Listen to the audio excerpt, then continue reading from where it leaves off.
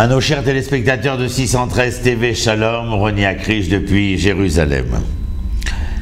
Et Pharaon s'approcha et les enfants d'Israël levèrent leurs yeux, et voici que l'Égypte marchait derrière eux, et ils furent remplis d'effroi, et les enfants d'Israël crièrent vers l'Éternel. Bien sûr, vous connaissez ce passage qui concerne, comme nous l'avions traité la dernière fois, de la traversée de la mer des Joncs. Les Hébreux sont pris d'une peur terrible, et les voici soudain confrontés à la possible mort. Ils se plaignent, bien entendu, à Moïse, comme nous l'avions dit la dernière fois, mais surtout écoutez ce qu'ils disent à Moïse au moment où la peur les prend aux tripes. Est-ce faute de tombeaux en Égypte que tu nous as pris pour mourir dans le désert? Que nous as-tu fait en nous tirant d'Égypte? N'est-ce pas là la chose que nous t'avions dite en Égypte en disant « Laisse-nous et servons les Égyptiens » car mieux valait pour nous de servir les Égyptiens que de mourir dans le désert. Avez-vous entendu ce qu'ils ont dit? Alors qu'ils sont dans ce printemps de la liberté, sur les chemins de la libération. Un homme, et non moins des moindres, des commentateurs célèbres, Rabbi Avraham Ibn Ezra, s'étonne totalement de la réaction des Hébreux. Il dit: comment pouvait-il avoir peur alors qu'il représentait une véritable force de frappe? Ils sont 600 000 hommes en armes, c'est-à-dire près de 3 millions de personnes. Comment ce peuple qui avait osé affronter ouvertement et défier ouvertement les divinités égyptiennes, comment les Hébreux qui avaient assisté à autant de miracles divins lors des 10 plaies. Il est écrit dans le même texte, et cette armée, Vechamushim Yatsu, les Israël Miret Mitzrayim, ils sont sortis armés du pays d'Égypte. Dans le récit biblique, nous retrouverons ces armes. Ibn Ezra le sait très bien, on les retrouvera lors des guerres contre les géants rois, comme nous les appelons, celui de Sihon et Og, Melech HaBashan, le roi de Bashan, la guerre contre Midian également. Et le Talmud de Yerushalayim, le Talmud de Jérusalem dit: les Hébreux possédaient tout un arsenal composé d'une quinzaine d'armes différentes. Pourquoi ne pas avoir utilisé cet arsenal? Une occasion rêvée pour vous de venger l'ignominie de l'Égypte à votre égard. Que répond Rabbi Avraham Ibn Ezra? Bien que les enfants d'Israël s'étaient déjà délivrés de l'empire physique des Égyptiens, ils restaient toujours dépendants psychologiquement et moralement de leurs anciens maîtres égyptiens. Vous vous rappelez bien sûr que la même phrase qui dit qu'ils sont sortis armés, Chamushim, peut être entendue comme s'ils n'étaient sortis que 1 sur 5 et 4/5 refusent de sortir car ils affirment Ve'afti et Adoni, j'aime mon maître et je désire rester l'esclave de mon maître, l'objet de mon histoire.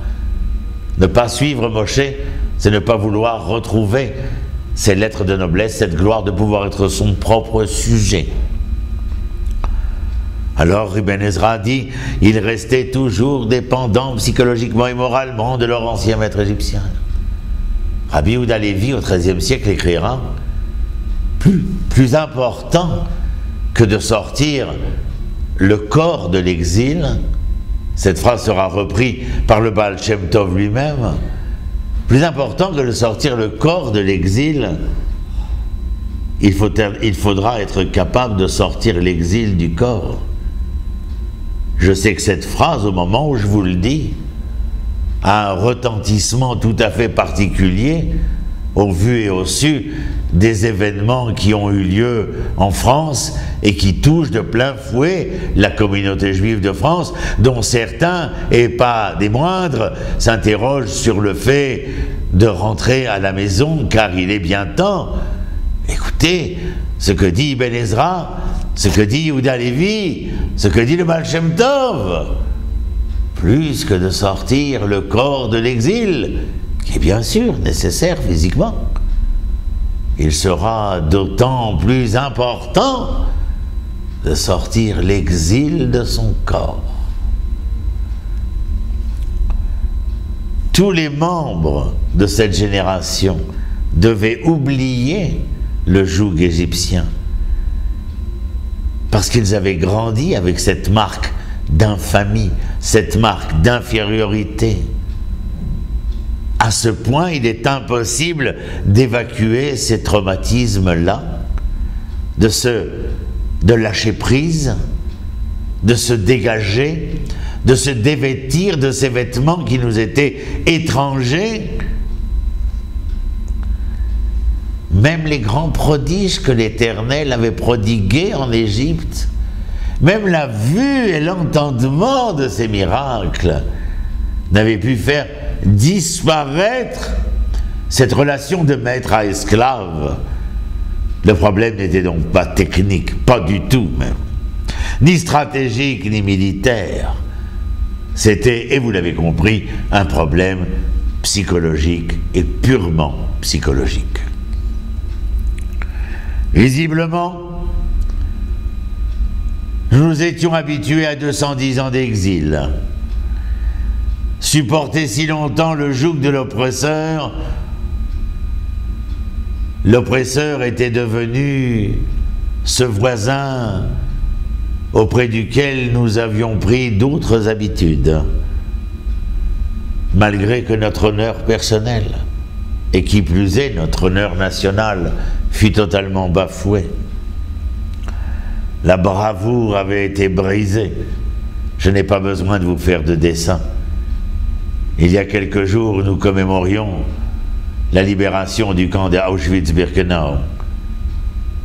Nous savons ce que nous avons subi durant ces 1837 ans de l'exil et durant cette Shoah qui vient clore ces 1837 ans d'exil, tout du moins pour ceux qui avaient décidé de reconjuguer leur histoire dans cette relation du peuple et de la terre, c'est-à-dire de la réalité que nous sommes en train de vivre maintenant.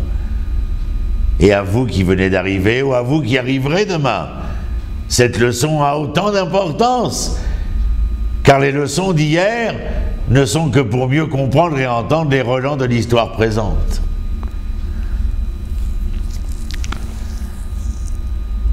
Nous étions incapables de combattre, nous n'avions pas de sang neuf. Et il est clair que nous comprenons pourquoi les enfants d'Israël déclarent ainsi. Et le texte nous le rappelle. Et lorsque Pharaon renvoya le peuple, Dieu ne le dirigea point vers le pays des Philistins, car il était proche. Je vous l'avais dit dans l'une de nos rencontres, il devait traverser par El Arish, la bande de Gaza, et rentrer en Eretz Israël, alors que là, ils vont pérégriner dans le désert. Parce que Dieu disait, de peur que le peuple ne le regrette quand ils verront la guerre et qu'ils retournent en Égypte. Comme nous en avons déjà parlé, face à l'épreuve d'avoir bien peur que ces gens qui n'avaient pas retrouvé leur titre de noblesse, leur honneur, leur suprématie, face à l'épreuve, décident, comme nous l'avons entendu de la part des enfants d'Israël, est-ce faute de tombeau en Égypte que tu nous as pris pour mourir dans le désert? Même le désert dans lequel vous vous trouvez, c'est parce que vous n'avez pas voulu combattre les Philistins. Alors, en vérité, vous deviez sortir pour ne faire que rentrer directement à la maison, au foyer d'Israël. Et ce refus-là, eh bien, c'est lui qui remet en cause la situation dans laquelle vous vous trouvez.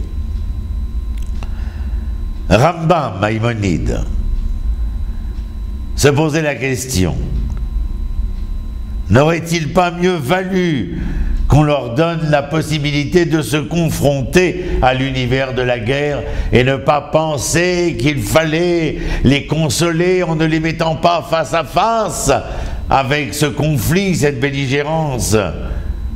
C'est la question que pose le Rambam.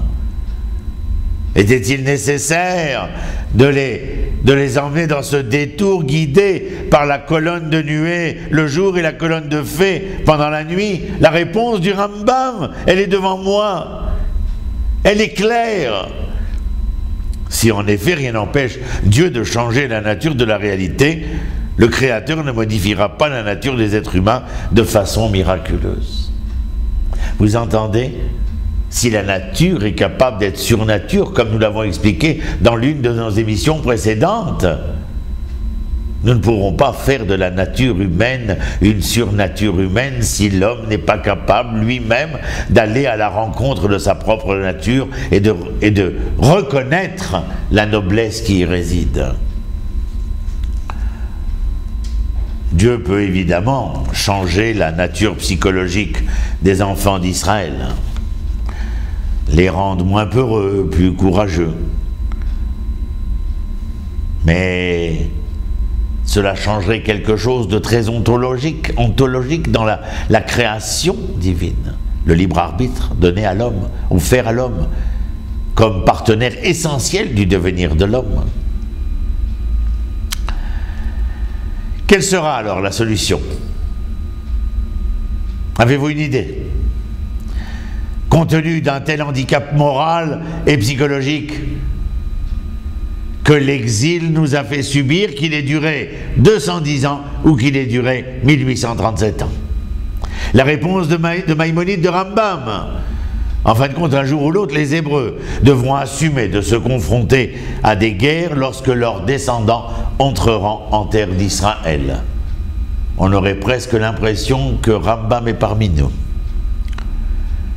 Jusqu'à la conquête entamée par Yoshua, les Hébreux sont pendant 40 ans dans le désert. Dans le désert, oui, certainement dans ce désert pendant tant d'années, surtout après la faute des explorateurs qui refusaient de rentrer sur la terre donnée par l'Éternel pour des raisons que nous expliciterons dans les mois à venir. Transformer dans ce désert un peuple d'esclaves en hommes fiers et courageux. Rambam dit dans le Guide des égarés, ce n'est pas de la nature de l'homme de grandir dans l'asservissement et l'esclavage. Il n'était guère aisé de passer d'une activité de fabrication de briques anglaises, de laver tout à coup ses mains sales et de se battre contre des géants. L'épreuve est là pour nous faire grandir. Les Nassot, la racine c'est Nes, c'est l'étendard. Mais c'est aussi le Nisayon, qui dans ce parallèle dialectique-là, vient nous dire que celui capable de se mesurer à l'épreuve est capable d'en sortir plus grand, comme un étendard qui s'étend bien au-delà de ce qui était entendu. Et Rabbi Avraham Ibn Ezra de dire, alors maintenant je comprends, pourquoi Moshe n'avait pas grandi avec eux. Pourquoi Moshe avait grandi dans les couloirs du pouvoir de Pharaon. Pourquoi Moshe avait grandi et été éduqué dans les couloirs du palais de Pharaon. Parce que l'homme Moshe, eh bien, en ressortait plus fier, plus noble, plus courageux, plus suprême. Et il dit, Rabbi Abraham Ibn Ezra, et qui pourra saisir son secret? C'est lui seul qui connaît ses projets en parlant de l'Éternel. Et peut-être Dieu a-t-il délibérément souhaité que Moïse grandisse dans son palais royal, dans un palais royal, afin qu'il sache dominer, commander, et qu'il ne soit pas habitué à être rabaissé, diffamé, et à vivre dans une maison d'esclavage. Ainsi a-t-il pu tuer l'Égyptien qui avait fait violence à un Hébreu, et de même, il protégera les filles de Yitro contre les bergers. Moïse était un homme courageux, et parce qu'il n'avait pas grandi au milieu de ces hommes diminués et affaiblis, alors il était capable de les emmener sur les chemins de la liberté. Bien sûr, me direz-vous, la première fois qu'on le vit, on le vit comme les filles de Yitro. Nous avons rencontré un homme égyptien, pas un homme hébreu, parce qu'il avait tout de l'égyptien. Mais ce qu'il avait appris dans ce palais, en portant ce vêtement, c'était de pouvoir devenir et rester un Hébreu fier et courageux, un être noble qui allait conduire son peuple vers la souveraineté et l'indépendance la plus totale. Ce n'est qu'après que les enfants d'Israël reconnaîtront les hautes qualités morales et spirituelles de l'homme Moshe, sa pureté, sa sincérité et surtout son humilité. Mais s'il put devenir le chef de cette libération, le chef de cette liberté, de cette première liberté pour des hommes contre un pouvoir hégémonique, c'est parce qu'il avait grandi parmi les Égyptiens. Ayant acquis ce que nous avons précisé, alors il pouvait devenir le fer de lance de la rédemption d'Israël. Shalom, à bientôt.